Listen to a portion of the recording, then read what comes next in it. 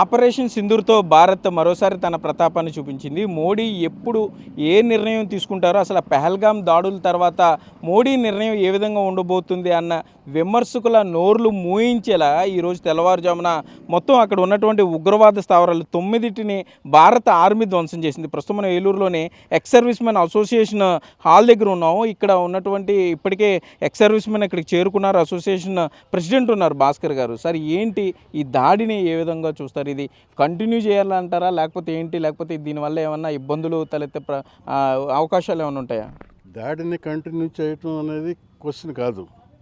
వాళ్ళు చేసిన పరాభవానికి మన వాళ్ళు ఇచ్చిన రియాక్షన్ అది ఓన్లీ రియాక్షన్. ఇది కూడా దాడి అని కూడా అనం మేము. ఇది దాడి అంటే వాళ్ళు 24 గంటల్లో మూసేసుకోవాలి.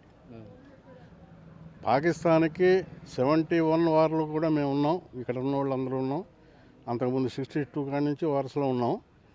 అయితే 71లోనే వాళ్ళు ఒక వారంలోనే వాళ్ళ దగ్గర అయిపోయింది. ఇంకొక 10 రోజులు, ఇంకో 4 రోజులు, 5 రోజులు లాగారు.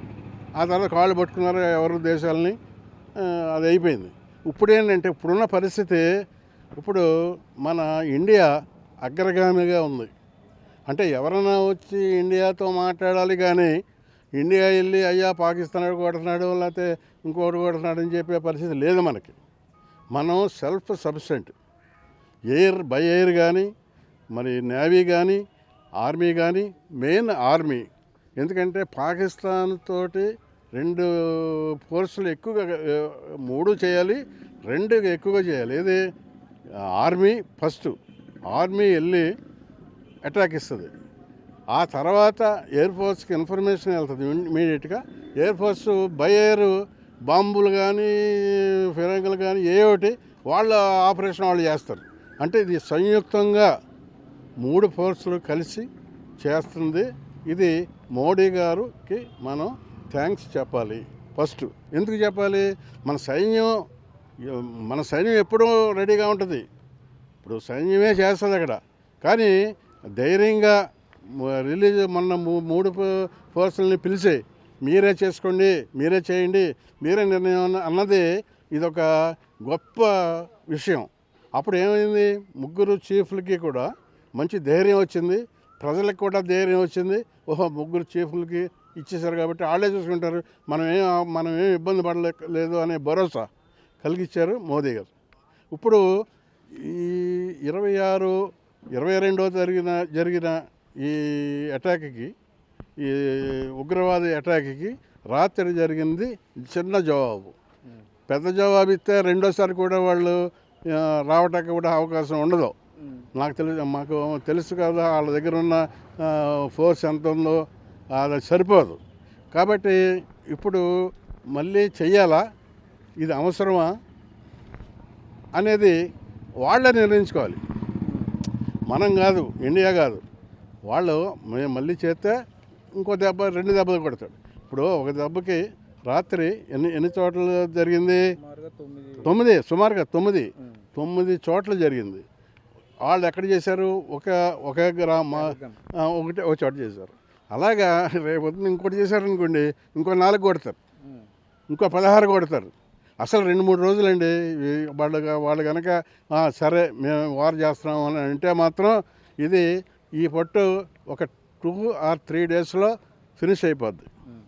అది ఏంటంటే మనకు ఉన్న సైన్య సన్నద్ధత, మనకున్న పవరు, మనకి ఎయిర్ క్రాఫ్ట్స్ కానీ, నేవీ కానీ, మరి ఆర్మీలో కూడా మంచి ట్రైనింగ్ ఇచ్చిన సిబ్బంది ఉన్నారు. అలాగే ఇప్పుడు ఈ ఎక్స్ సర్వీస్ మెన్ అనేటప్పటికి ఇప్పటికే మాకు 2 రోజుల క్రితం నుంచే మా సెక్రటరీ గారు ఒక సర్క్యులర్ పంపాడు.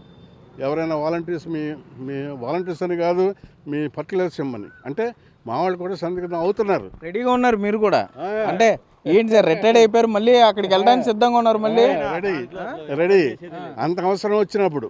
ఇప్పుడు మాకు ఇంకా మేము ఇక్కడ ఏదో సాయం మంచినీళ్ళు ఇస్తామండి కావాలంటే, అంతే కదా. లేదంటే ఇప్పుడు యాక్చువల్గా మాకు ఇక్కడ 200 మంది పైన ఉన్నారు. అందులో 50% యంగ్స్టర్స్. ఇలాగా యంగ్స్టర్స్.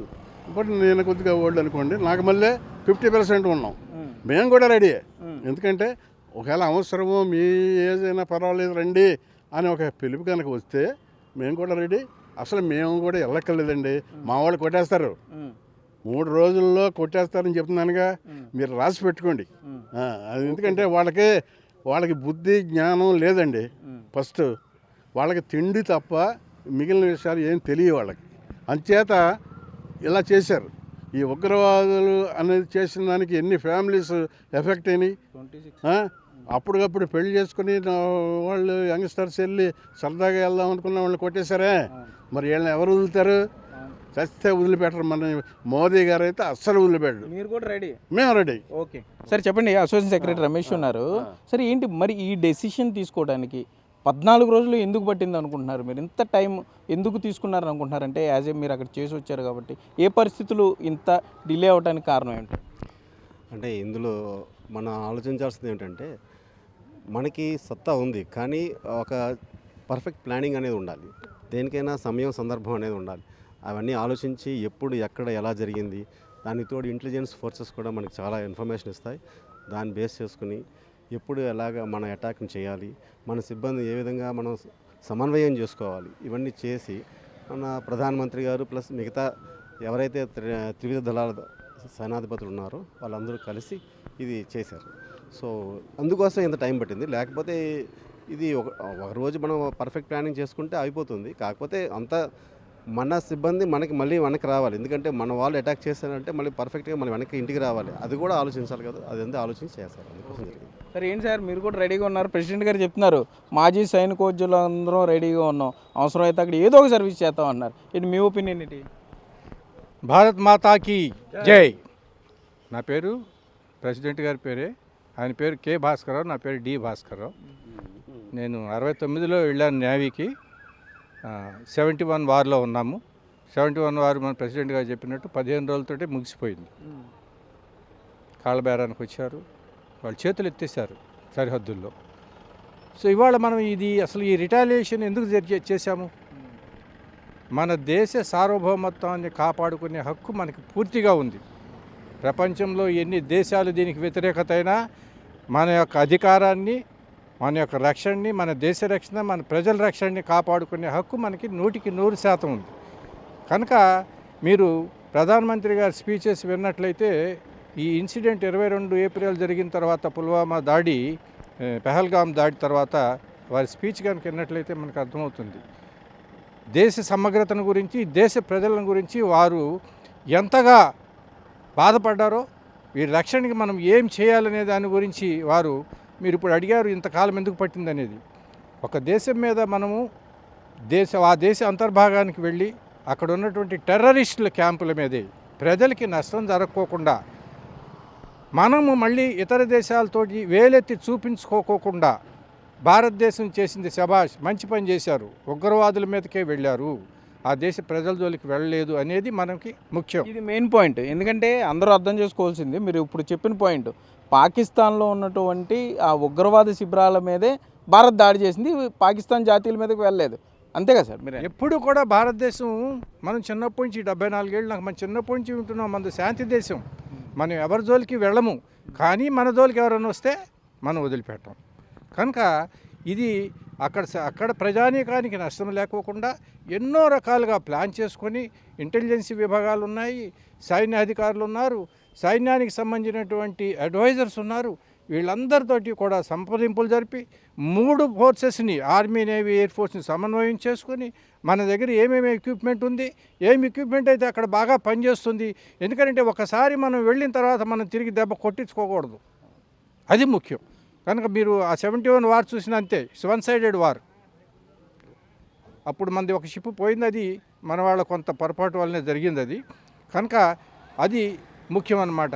మనకి దెబ్బ తగలకుండా అవతల వాడిని మనం ఎలా కొట్టాలి. సో అది ముఖ్యంగా దృష్టిలో పెట్టుకొని ఇంతకాలము టైం తీసుకొని దీన్ని ఈ విధంగా రాత్రి 9 స్థావరాల మీద, మనకి ఒకటి ఆక్యుపైడ్ కాశ్మీర్ కాదు, పాకిస్తాన్లో ఉన్నటువంటి వివిధ ప్లేసెస్లో అంతర్భాగానికి వెళ్ళి, పాకిస్తాన్ యొక్క అంతర్భూభాగానికి వెళ్ళి మన యుద్ధ విమానాలు అక్కడ అటాక్ చేసి ఈ యొక్క టెర్రరిస్టుల్ని, వీళ్ళ క్యాంప్స్ని ధ్వంసం చేయడం జరిగింది. మొత్తం మీద చూసుకుంటే ఇక్కడ అమర్ జవాన్ స్తూపం వద్ద ఏలూరులో ఉన్నటువంటి మాజీ సైనికోద్యోగుల సంబంధించి ఉన్నటువంటి అసోసియేషన్ హాల్ వద్ద అయితే మొత్తం మాజీ సైనికోద్యోగులందరూ కూడా సమావేశం అవుతున్నారు. ఈ రోజు ఉదయం తెల్లవారుజామున జరిగినటువంటి దాని మీదే పూర్తిగా చర్చిస్తున్నారు. ఏ విధంగా జరిగింది, అప్పట్లో 1971 వారు కానీ ఇప్పటికీ వీళ్ళు అక్కడ పార్టిసిపేట్ చేసినప్పుడు ఏ విధంగా చేశారు, ఎటువంటి ప్లాన్స్ వేశారు, అవన్నీ కూడా మళ్ళీ చర్చిస్తూ ఇప్పటికీ ప్రధాని మోడీకి అవసరమైతే, భారత సైన్యానికి అవసరమైతే ఏలూరు నుండి బయలుదేరడానికి అక్కడికి వెళ్ళి మంచినీళ్ళు ఇస్తాం, చేతనైనంత సాయం చేస్తాం తప్ప చేతులు కట్టుకుని కూర్చోమని కూడా ఇక్కడ మాజీ సైనికోద్యోగులు చెప్పే పరిస్థితులు అయితే ఇక్కడ ఉన్నాయి. కెమెరామెన్ భాగ్యరాజ్తో సాగర్, బిగ్ టీవీ, ఏలూరు నుండి. For more videos like this, subscribe Big TV channel.